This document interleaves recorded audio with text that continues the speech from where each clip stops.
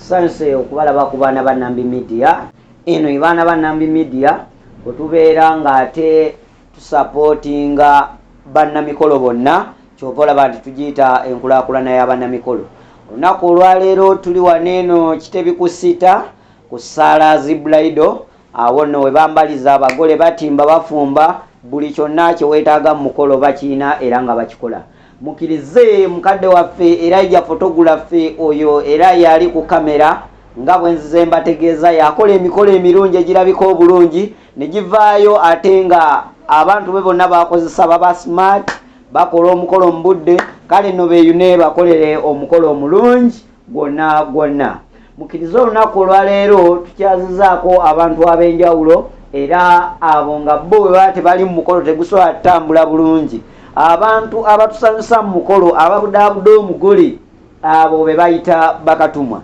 Mukirize bano be tukyazizza ze ziri levo manga muve ku baana abatandikibwako naye ziri levo manga abo abakola obulungi nga buli mugole lwakyusa nga nabo bakyusa engoye, abakuba budansi obulungi ate obutesitaza obugenda n'enkola entuufu naddala eziwagirwa emmengo. Mukirize ate era temwerabira omusomo gw'abakatumwa ne bano bagenda gwetaba mu butereevu era nga njagala akaseera kano kennyini mba batuuseeko bennyonnyoleko bebaani bakola biki bavuddewa batunyumize gyenvudde waabwe. Tweyungeko nga tugenda mu maaso n'okunyumirwa nga tunyumyamu ate nga batubuulira gyenvudde waabwe na wano we batuuse na biki bye basuubira okola. Baana ba Nambi Media mwekuumireko.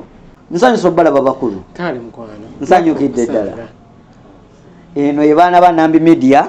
twesiimye nnyo okuba nga tubakyazizaako olwaleero mutunyumize ebiki bye mukola muvuddewa ndaba ebintu byammwe birungi nnyo mbalaba okwo ku TikTok ku YouTube Kana Entertainment. Yes. Mmwe baani nsanyusa okulaba mukulu. Nava kubasanga. Buzaako kuba tulaba abali ku baana ba Nambi Media. Tubanyizaako nnyo mwena abatulaba ku baana ba Nambi Media Group era nga bwe tutegeddeko nti guno gwe mukutu ogw'okunga bannamikolo era nga ku mulundi guno ffe abazze wano ffe ba Kana Entertainment bakatumwa bemanyi nga abasanyusa bemanyi nga aba vibe ffe mulundi guno ffe tuli ku baana ba Nambi Media Group. So tusanyuse nnyo okwogerako nammwe, tusanyuse nnyo okulaba nga tugenda kusharingako story yaffe nammwe olunaku olwaleero. Nayisa ne munnange Kiyambi Muzinyi byonna agenda kuba abagamba laka essaawa eno leka yeyogereko nga ye bwali. Tusanyuse nnyo abatulaba ku baana ba Nambi Group. Amanya agange nze Cohen amanya era ndi dansa ate Kiyambi Kana Entertainment. Yes. Kakati nga tutandika njagala onyumizeeko butyewe mwatandika ekintu kino mwatandika bameka? Mu kutandika Kana Entertainment natandika nzeka ndaba mu mwaka gwa 2017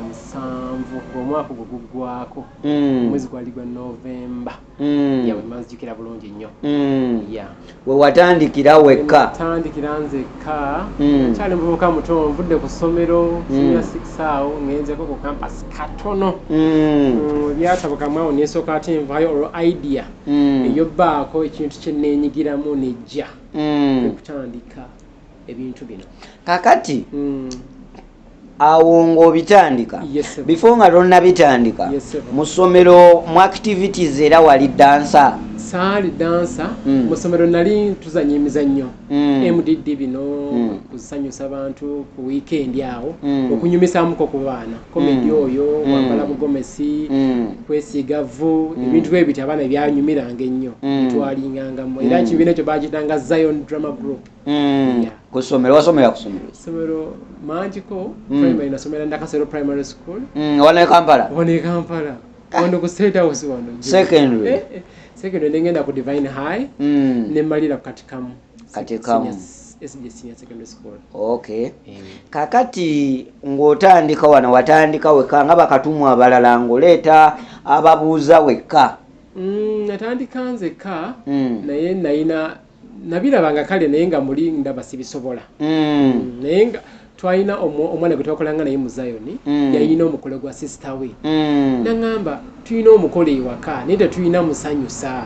aye tetuli willing kusasula baki bantu kuva bweru naye mbadde ngamba ojja otusanyusizeeko otufulumizeeko kaabaki abaana ababuuza nemuga naye bino ebintu nga sibikolangako nangamba obisobola nemuga naye bikola sikola ki sibirina sina kanzu keneyo kakulemu buno wazo obulinga ngekutiya obwekutiya obwo bwobutanga bwa nylon bulabika obwo obulinga obwo bwa yero bwa cream bwalinga bukosimule era twabuzanyisanga naye nga nze nga nvayo nabo ngambera nabo ewaka nangamba kozesa obwo ne mugamba omukolo mulamba nze emikolo gyendaba ku tv ndaba gya bbeeyi ate kati gweyanga nyambala akakanzu ka nylon nangamba katukoze tutya nzijukira yampa emitwalo 8 yakuwa kubanga n'olwaleero waliwo abakolera 5 n'obutawera naye mune teyampa za leba yangamba genda ogula engoye ate manyi yakuwa za leba yangamba akwata emitwalo 8 gulako ekanzu oguleko nekooti ojje tukole n'ogenda n'obigula omuwala we bamwita Shamira kati bwe yampa nengenda nengulako ekanzu yali ya green kubanga bwe nalabanga edda nolanga tumo bambala kanzu za kala green red blue nange nagula ya green nenyambala kati ate saagula kooti kuba ate we nandikuza gonna omunana nalitambuzaaki kituufu kakati ekanzu ya green wagigula senema kanzu ngigula emitwalo 4 nengulako nakakofiira nga kalina ekyoya kuba nalaba nga bakazanyiriza wedda buno bulinga obwaba Nigeria ngoba Nigeria naye nga kuliko ekyoya wano waggulu kakati ng'ojja ng'otandika omukolo ng'ogutuulamu neyazika yawe ekooti ya gure nanteekako kati bye boogera ku mulyango awo nga wakatandika awo wabikwasaganya otya sabyogera ani yabyogera waliwo omuvuka gwe nasangawo naye ate nga ye si muzinyi nga musajja mukulu kati ng'olinza ndeese kuzina oli ayogera ebyo ebigambo kakati ebyo ebigambo bamaze obyogera oli mu nnyumba ntegeka sifulumyangako olwo oleeta abasawo bagamba mwana wange katumu aleeta abasawo wawulira otya kati nengamba Shamira manyi kimanyi tugenda okukola fulumu ebwero kati gwagenda osooka okundaba eno group gyengenda oleeta kati gwagenda okuŋŋamba batya bwembaleese bwemba nina ensobi gyenkoze ennongo ku mulundi ogwokubiri ntereezeemu leeta esooka ngireeta netuzinazinamu awo naye yali aŋŋaanya okwekyankuula ennyo nga baali basiraamu tozina nnyo naye ate tobowa nekola ekisoboka ati bwe namala okubafulumya nenzira bwe nemugamba nkoze ntya nagamba kyekyo tewali buzibu kozesa energy eyo gy'okozeseza oliite ne groups endala ekitegeeza entandikwayo wakatumwa bwatandikira ku Shamira mukolo gwali Kasenge mu kifuufu gwali wano Kasenge kakati omukolo gwonna n'ogukola bulungi ne guggwa gwali paati yali yababuuza yokka basenga beereeta bokka no kyentegeeza kwambala kanzu okka kwambala kanzu naye era ne bino ndowooza byakajje by'okugiraagira amasape gano nganda sigadda nnyo naye abaana era baaliyo abagakola baaliyo naye nga si byamaanyi okusinza gyabanga mikolo minene bayambalanga nnyo ebivumba biringa ebibogobogo kukangamu ne bakola bino ebikkirira wansi nga kale nga tebiri stylish nnyo nga biba biringa ebyeddadda ne bateekako bikootikooti nga biringa ebyamagye ebyo kati okuvaako ogwo omukolo ogwe wakola Kasenge waddamu ddi okuddamu okwetaba mu mukolo ogwokubiri oddemu otambule kati awo mu kukola ate neesooka ate mbivaamu kuba Shamira kyeyali anjagaza kyali kiwedde eyo si passioni yange tuguze kanzu tuguze kooti mbivuddemu nenzirayo netambuza soda wange mu kisenyi wali otambuza soda chapta nenjiggala negamba mukolo gwa Shamira guwedde ekanzu ngiterese bansindikira ebifaananyi olwo gukomyewo owuliramu essanyu ndaba nnyumye okitegeera ngamba bino bintu nga binyumidde postinze abakumanyi be mwasoma nabo bawanyiwanye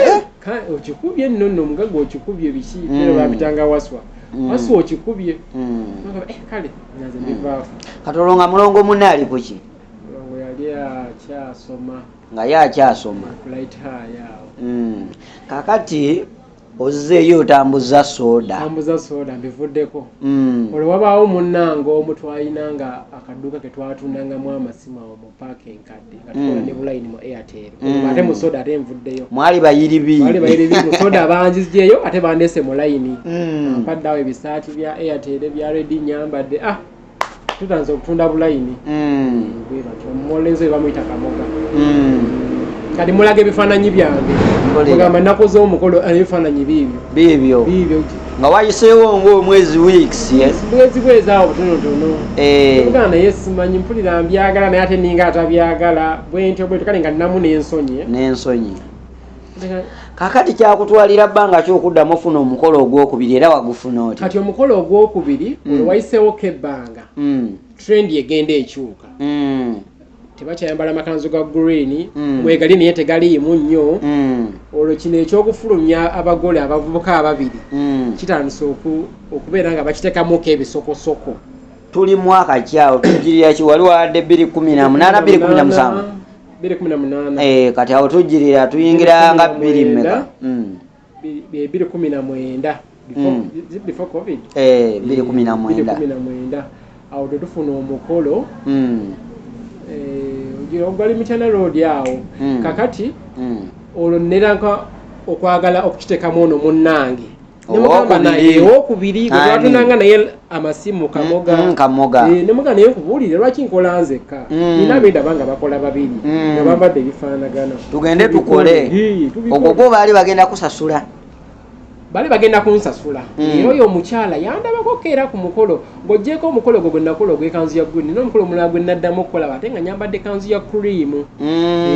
wala n'agulaba nagamba mukoze bulungi ndansi ofuna engoye zange meka budde ku green nfunyeyo ne kanzu nayo yaki ya cream nga bw'otwalira mu green ng'odda mu komerawo mu cream bwentyo kati n'agulaba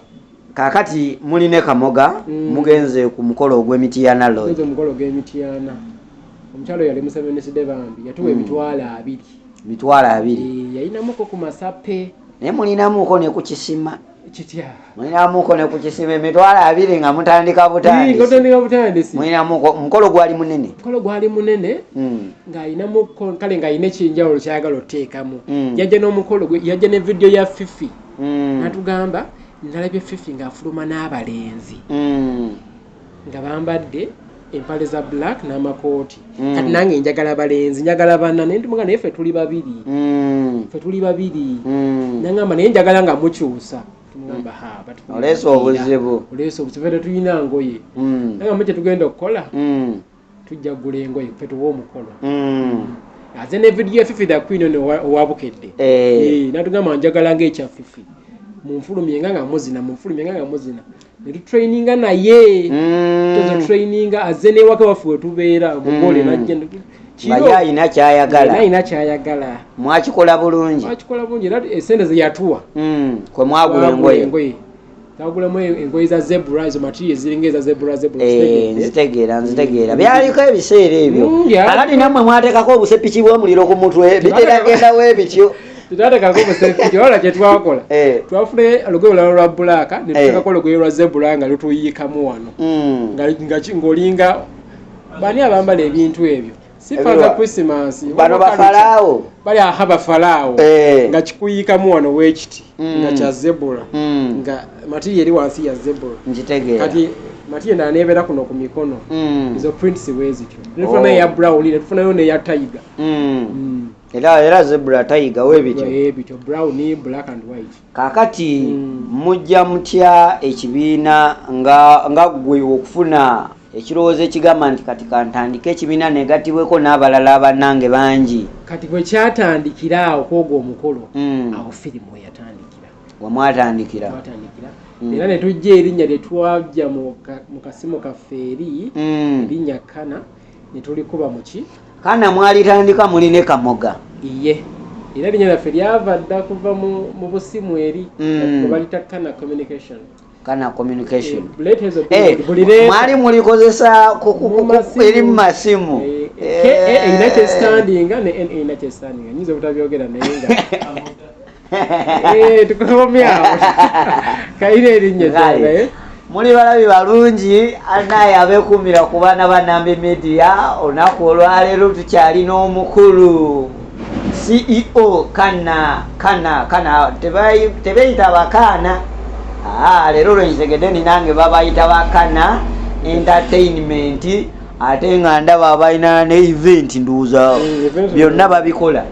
Kyamazima mukirize tukyali ne muganda waffe era ya photographer videographer kwali ku kamera okulaba nga tulabika bwe tuti ate nga tubaweereza nga baana ba Nambi Media. Tuli waneeno ku Sala's Bridal ku sita ekitebi sita obuza Sala's Bridal bakola juice batimbi bambaza abagole atalina kanzu ng'ogenda ku mukolo ngekugulayo eri ey'emitwalo 6 ey'edda ziri ezedda ezaggwako jangu wano pangise kanzu essuuti ab'embaga olabike bulungi kubanga ebyambalo byonna babirina gawuni z'abagole gomesi n'ebisigadde jangu wano pangise engoye ez'ababuuza oyagala gendako ku mukolo oyagala kwambala mu ngeri ya VIP byonna babikola waneeno ku Sala's Bridal ate nga ku luno oluguudo lw'e Bunnamwaya